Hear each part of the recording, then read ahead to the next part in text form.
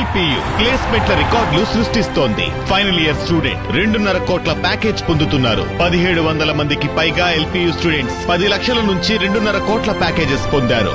విద్యా విప్లవం ప్రారంభమైంది లవ్లీ ప్రొఫెషనల్ యూనివర్సిటీలో.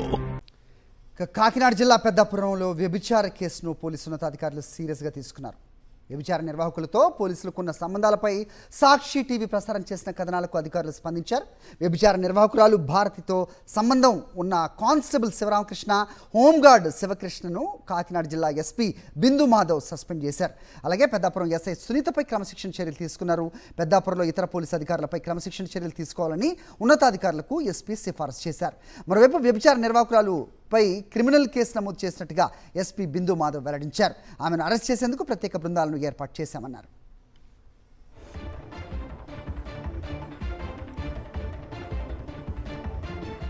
ఈ అంశంపై అప్డేట్స్ మా కరెస్పాండెంట్ రాజు అడిగి తెలుసుకుందాం. రాజు, ఏం జరుగుతుంది అక్కడ పెద్దాపురంలో మనం చూస్తున్నాము? వ్యభిచార గృహాలకు సంబంధించి ఆ వ్యభిచార నిర్వాహకులతో పోలీసులకు ఉన్న సంబంధాలు, అదేవిధంగా ఆ వ్యభిచార కోపం నుంచి బయటపడి అక్కడ జరుగుతున్న అగాత్యాలపై మీడియాకు తెలియజేసినటువంటి శిరీషకు సంబంధించినటువంటి కథనాలు వరుసగా సాక్షి టీవీలో ప్రసారం కావడంతో జిల్లా పోలీసు ఉన్నతాధికారులు స్పందించారు.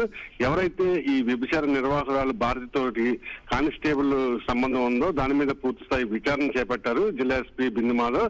ఆ విచారణలో వాస్తవాలు తేలడం తోటి భారతితో సంబంధాలు ఉన్నటువంటి కానిస్టేబుల్ శివరామకృష్ణతో పాటుగా హోంగార్డ్ శివకృష్ణ కూడా సస్పెండ్ చేశారు. మరోవైపు ఈ వ్యభిచార గృహాలతో పోలీసులు కూడా సంబంధాలు ఉన్నాయి కోణంలో కూడా విచారణ జరిపి అక్కడ ఉన్నటువంటి పెద్దాపురం ఎస్ఐ మౌనిక మీద శాఖాపరమైన క్రమశిక్షణ చర్యలు తీసుకున్నారు. అదేవిధంగా ఆ సీఏతో పాటుగా ఇతర ఉన్నతాధికారులు ఎవరైతే పోలీసు అధికారులు ఉన్నారో వారి మీద కూడా క్రమశిక్షణ చర్యలు తీసుకోవాలని చెప్పి ఉన్నతాధికారులకు ఆయన సిఫార్సు చేయడం జరిగింది. ముఖ్యంగా ఆ బాధితురాలు శిరీష్ అని వేధించినటువంటి నిర్వాహకురాలు ఎవరైతే ఉన్నారో భారతి మీద క్రిమినల్ కేసును నమోదు చేసినట్లు జిల్లా ఎస్పీ పేర్కొన్నారు.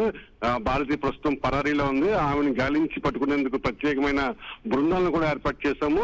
పెద్దాపురంతో పాటుగా మిగిలిన ప్రాంతాల్లో ఎక్కడైనా సరే వ్యభిచారం జరిగితే వెంటనే మాకు సహాయం హెల్ప్ లైన్ ద్వారా సమాచారం అందించాలని చెప్పి ఒక టోల్ ఫ్రీ నెంబర్ ను కూడా జిల్లా ఎస్పీ విడుదల చేయడం జరిగింది. Hari. Okay Raju, thanks for the inputs.